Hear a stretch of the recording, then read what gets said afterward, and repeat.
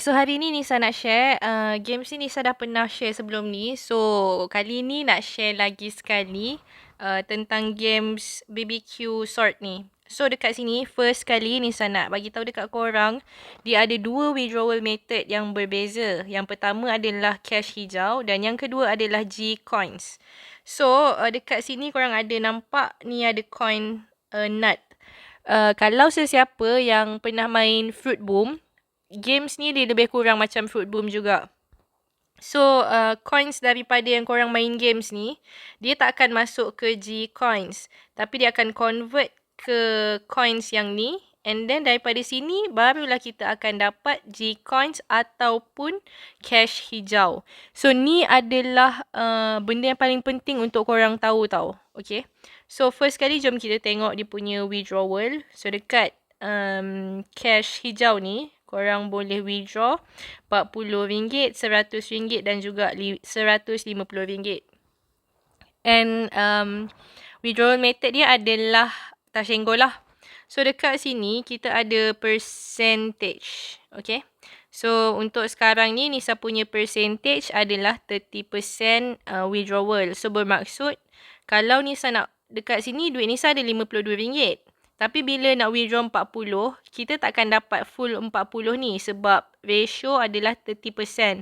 So Nisa hanya akan dapat 30% daripada RM40 sahaja. So kalau Nisa withdraw, sekarang Nisa akan dapat RM12.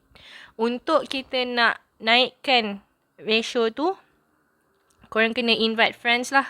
Tu adalah option yang pertama kalau korang nak withdraw daripada cash hijau. Dan yang kedua, kalau korang nak withdraw daripada G coins ni, korang tak perlu invite friends pun, tapi korang kena kumpulkan G coins ni. So macam sekarang, Nisa dah boleh withdraw RM1.08. Tapi untuk sekarang Nisa nak kumpul dahululah.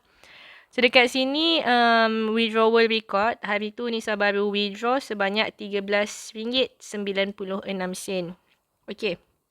So nak dapatkan coins, korang boleh buat daily task. Ni adalah coins kacang tu tau. So maksudnya kalau coins daripada task ni pun korang akan dapat ke sini.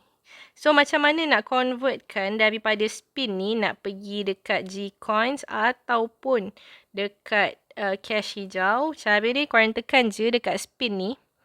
And then dekat sini korang boleh nampak coins per spin adalah 2000 coins. So available coins untuk hari ni Nisa ada 300 coins dan lock coins 200. So dia akan auto unlock lah. So Nisa kena kumpulkan coins ni and then baru boleh tekan spin. So daripada spin ni korang akan dapat G coins, korang dapat star, reward, duit hijau, G coins dengan sebagainya lah. So just macam tu je cara untuk korang nak dapatkan coins dan macam mana nak withdraw daripada games ni. Kalau korang nak tengok full tutorial, Nisa dah letakkan link video first. Sebelum ni Nisa pernah buat. So kalau korang nak tengok full tutorial dia, korang klik je link video yang first. Okay. So itu sahaja. Thank you so much for watching. Kalau korang suka, jangan lupa untuk tekan button like, share, komen dan juga subscribe. I'll see you guys in the next one. Bye.